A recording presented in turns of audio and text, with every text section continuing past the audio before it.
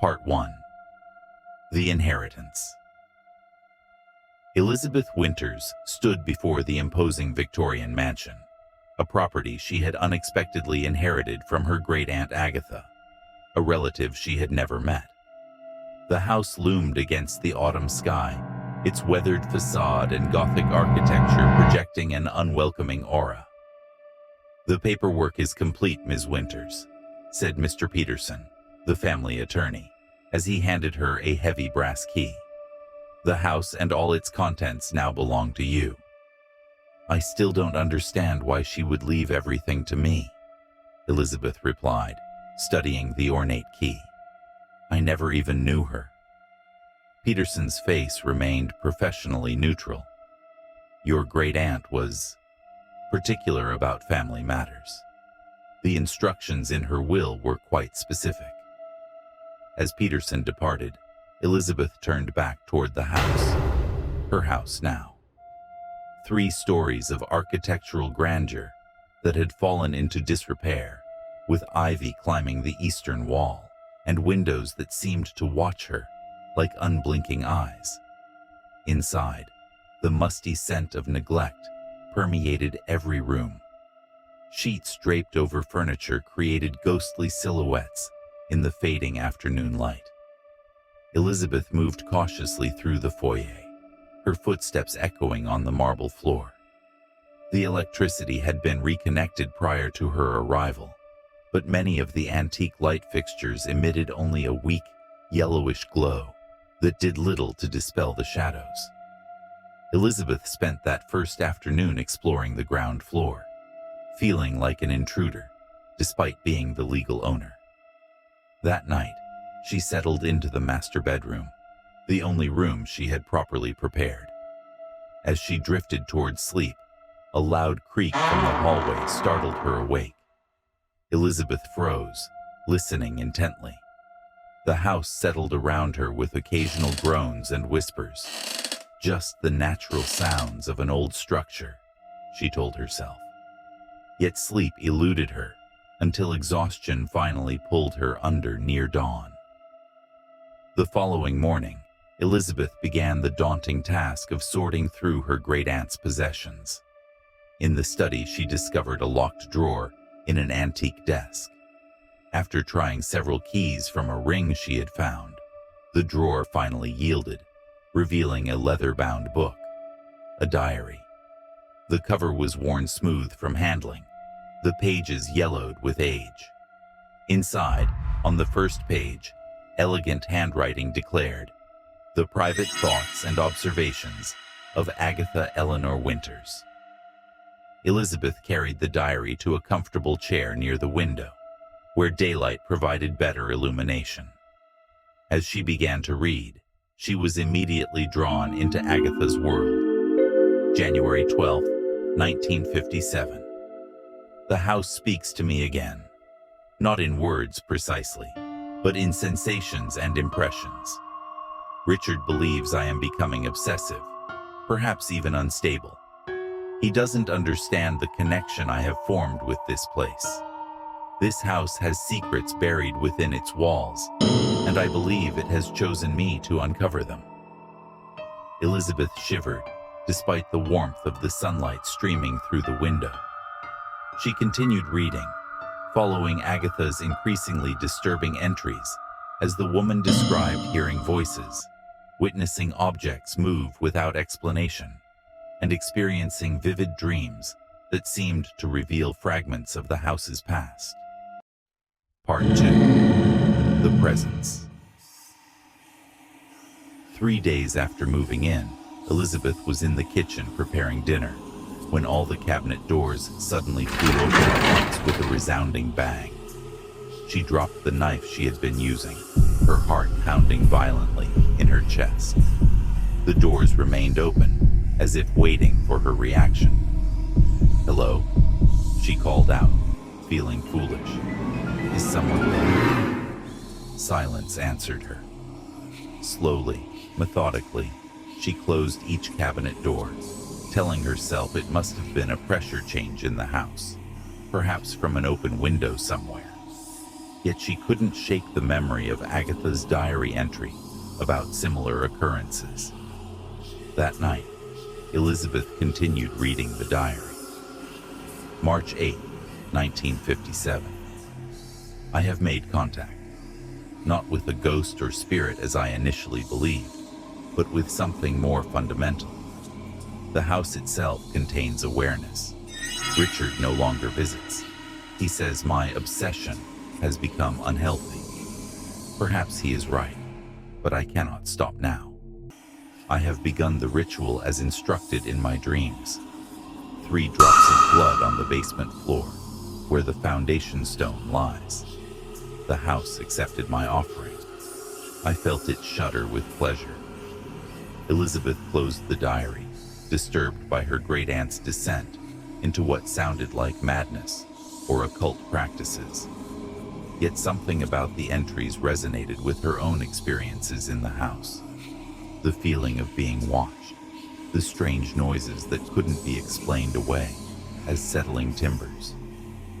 The following morning, Elizabeth decided to explore the basement. The wooden stairs creaked ominously as she descended, the weak light from her flashlight barely penetrating the gloom. The basement was surprisingly spacious, with stone walls and a dirt floor in some sections. In the center of the room lay a large flat stone that seemed different from the surrounding flooring. Elizabeth approached it cautiously, directing her flashlight beam onto its surface. Dark stains marked the stone in a pattern that might have been random, but somehow suggested purpose. As she knelt to examine it more closely, the flashlight flickered and died. Complete darkness enveloped her. Then came a sound, subtle at first, like the whisper of fabric against skin. It grew louder, transforming into a rhythmic scratching that seemed to emanate from behind the stone walls. Elizabeth backed away, blindly feeling for the staircase. Her foot caught on something solid, sending her sprawling onto the cold floor. As she fell, a gust of unnaturally cold air swept over her, carrying with it the distinct scent of lilacs, her great-aunt's favorite perfume, according to the diary. "Agatha?" Elizabeth whispered into the darkness. The scratching stopped abruptly. The silence that followed was somehow more terrifying. Elizabeth scrambled to her feet and fled up the stairs, not stopping until she reached the sunlit kitchen. Her hands trembled as she made herself tea, trying to rationalize what had happened. That evening, she returned to the diary, searching for answers. April 23rd, 1957. The ritual is working. I can now perceive glimpses beyond the veil. The house has shown me its true nature. It was built upon sacred ground, a place where the boundary between worlds has always been thin. The original owner, Augustus Blackwood, knew this. He designed the house as a conduit, with specific architectural elements that enhance its properties as a doorway. But Blackwood wanted more than communion. He sought control. The basement holds the key, the foundation stone where worlds meet. I have found his hidden chamber. Tomorrow, I will enter it. Elizabeth stared at the page, a chill running down her spine. Hidden chamber. She had seen no evidence of such a place during her brief exploration of the basement.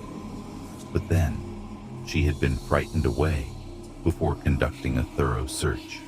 Part 3. The Revelation. Elizabeth spent a restless night, waking frequently to sounds she couldn't identify. Footsteps in the hallway, the distant closing of doors, and once, most disturbingly, what sounded like a woman's laughter, abruptly cut short. At breakfast, as Elizabeth sipped her coffee, the lights flickered momentarily. Her gaze was drawn to the refrigerator, where a childlike drawing now adorned the surface, a crude house with a stick figure standing beside it. Elizabeth approached slowly, certain the drawing hadn't been there the previous evening. The drawing wasn't held by a magnet. It seemed to be on the surface itself, as if drawn directly on the refrigerator door. When Elizabeth touched it, her fingers came away with a reddish-brown smudge. It looked disturbingly like dried blood. Heart racing, Elizabeth returned to the diary, now desperate for explanations. April 24th, 1957. I have made a terrible mistake. The chamber contains not wisdom, but horror. What I awakened is not what I expected. It showed me visions, the truth of what happened in this house. Blackwood didn't just build on sacred ground, he desecrated it. The rituals he performed, the sacrifices. I cannot bring myself to record the details. It wants release. It promised me knowledge, power, even a form of immortality. But the price. I cannot pay such a price. I have sealed the chamber as best I could, using the symbols I found in Blackwood's hidden library. But I fear it is only temporary. It grows stronger each day.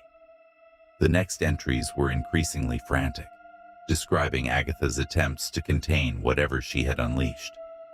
Elizabeth read with mounting dread until she reached an entry dated nearly 6 months later. October 31st, 1957. I have found a solution, though it requires sacrifice. My blood carries the key, both to unleash and to bind.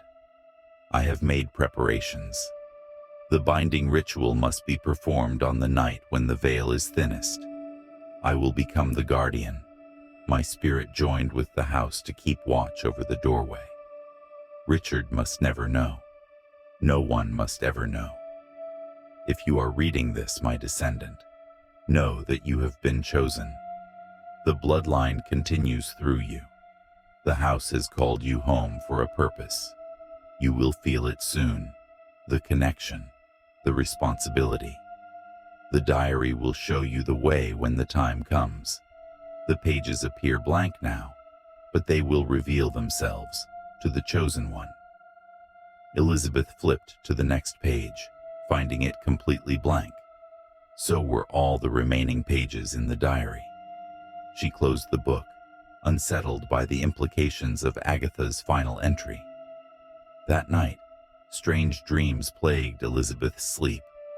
Visions of her great-aunt performing mysterious rituals in the basement, of hidden doorways in the walls, and of something ancient and hungry, waiting just beyond perception. She woke abruptly, at precisely 3:17 a.m., the specificity of the time registering even in her groggy state. The bedroom was ice-cold despite the warm September night. At the foot of her bed stood a figure, translucent, but unmistakably a woman in outdated clothing, her face bearing familial features that Elizabeth recognized from old photographs. "Agatha?" Elizabeth whispered. The figure made no sound, but gestured toward the door with an urgent motion, before fading from view. Elizabeth sat frozen for several moments before gathering her courage. Taking the diary from her nightstand, she wrapped herself in a robe and ventured into the hallway. A soft, pulsing light emanated from the direction of the study. Following it, Elizabeth discovered the diary in her hands had begun to glow faintly, the leather cover warm to the touch. In the study, the bookcase had moved, revealing a narrow passageway that Elizabeth was certain hadn't existed before. The diary pulsed brighter as she approached the opening. With mounting trepidation, Elizabeth entered the passageway, which led to a spiral staircase descending deep below the basement level she had previously explored. The air grew colder with each step downward. At the bottom of the staircase, Elizabeth found herself in a circular chamber, with symbols carved into the stone walls. In the center stood an altar-like structure, upon which rested a small, ornate box. The diary in her hands suddenly fell open, the previously blank pages now filled with writing that appeared before her eyes. Instructions for a ritual, written in Agatha's hand, but seeming to glow and move on the page. Part 4. The Choice. As Elizabeth approached the altar, the room began to vibrate subtly. The box at the center opened on its own, revealing a ceremonial dagger with an intricately carved handle. The diary's pages turned by themselves, stopping at a detailed illustration of the chamber, with specific positions marked for ritual components. Elizabeth felt a presence growing stronger around her, not hostile, but immensely powerful and ancient. The air thickened, making it difficult to breathe. "You must choose," came a voice that seemed to emanate from everywhere and nowhere. Elizabeth recognized it somehow as Agatha's, though she had never heard her great-aunt speak in life. "The binding weakens," the voice continued. "I can no longer hold it alone. Join me as guardian, or release me and take my place. The bloodline must maintain the seal." The implications horrified Elizabeth. Join Agatha in some spectral existence, or take her place in an endless vigil against something ancient and malevolent. "There must be another way," Elizabeth said aloud. "There is," the voice replied, softer now. "But it requires greater sacrifice and perfect execution. The diary will show you." The pages turned again, revealing a third ritual, one that would permanently seal the doorway, but required something more personal than blood. "Your connection to this world," Agatha's voice explained. "Your tether to life as you know it, not death, but transformation. You would walk between worlds, belonging fully to neither." Elizabeth stared at the instructions, trembling with fear and indecision. As she deliberated, a low rumbling began beneath her feet. Cracks appeared in the floor around the altar, emitting a sickly greenish light. "It senses your presence," Agatha warned. "It offers freedom, knowledge, power, all lies. What it truly wants is passage. Through you, through the bloodline, it can enter your world completely." The rumbling intensified. Small objects around the chamber, ritual items left by previous guardians, began to rise into the air. "Decide now," Agatha urged. "The door opens whether you act or not." In that moment of perfect clarity and terror, Elizabeth made her choice. Taking the ceremonial dagger, she began the third ritual, her voice gaining strength as she recited the words from the diary. The chamber responded violently. Winds from nowhere tore at her clothing and hair, while the greenish light from the cracks intensified to blinding brightness. Elizabeth continued the ritual, feeling something fundamental changing within her as she spoke the ancient words. Her perception altered, allowing her to see the true nature of the doorway and the malevolent entity pressing against it from the other side. As she completed the final words, Elizabeth plunged the dagger not into her flesh, but into the exact center of the altar. The stone cracked completely, and for one terrible moment, the doorway opened fully. Elizabeth saw it then, a vast, incomprehensible presence that defied description, reaching countless tendrils toward the opening. In that brief instant of connection, knowledge flooded into her mind. The entity had influenced events for centuries, manipulating the Winters bloodline, orchestrating Elizabeth's inheritance of the house.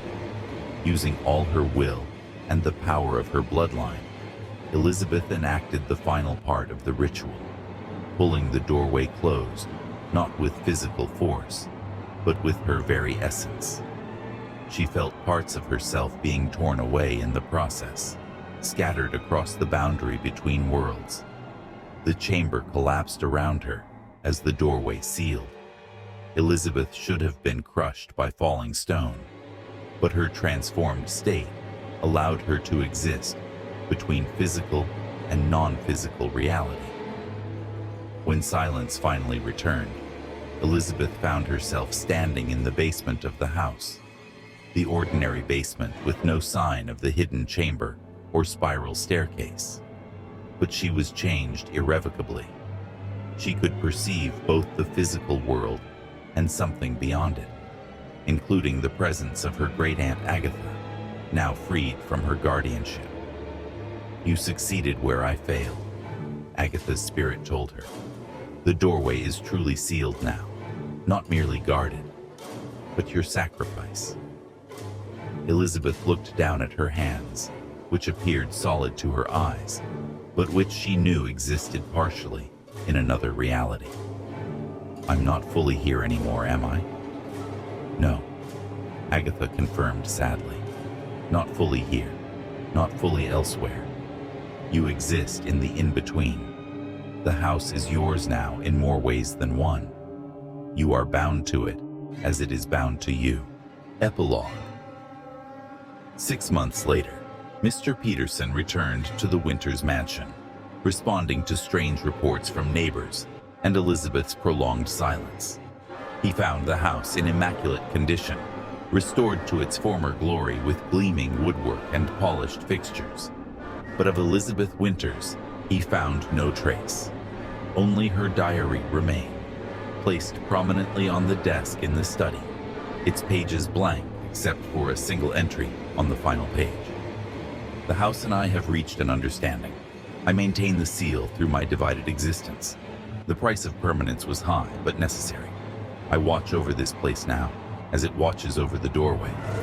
If you are reading this, do not search for me. I am here, but not in ways you could comprehend. The Winters line ends with me, and with it, the responsibility. The doorway will remain closed. The entity will find no passage here.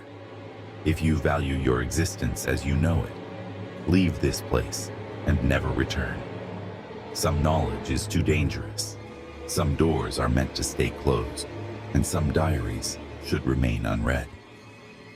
Peterson closed the book with trembling hands. As he turned to leave the study, he caught a glimpse of movement in the antique mirror on the wall. A woman in outdated clothing, watching him with familiar eyes that held knowledge no living person should possess. He fled the house, instructing his firm to seal the property indefinitely. The Winters mansion stands empty to this day. Empty, that is, to those who perceive only the physical world. But sometimes, people passing by report glimpses of a woman in the windows, her face both young and ancient, her eyes filled with the wisdom and burden of her choice. And on certain nights, when the boundary between worlds grows thin, they say the diary appears on the doorstep, seeking a new reader, a new guardian, a new sacrifice. For while Elizabeth succeeded in sealing the ancient doorway, other passages remain, and the entity is patient, eternal, and ever hungry for release. The diary waits for you. Will you open it? Did the story send chills down your spine? There's more where that came from. Like this video if you dare, and subscribe to Whispered Terror Tales for more nightmares. Turn on the bell so you never miss the next scare.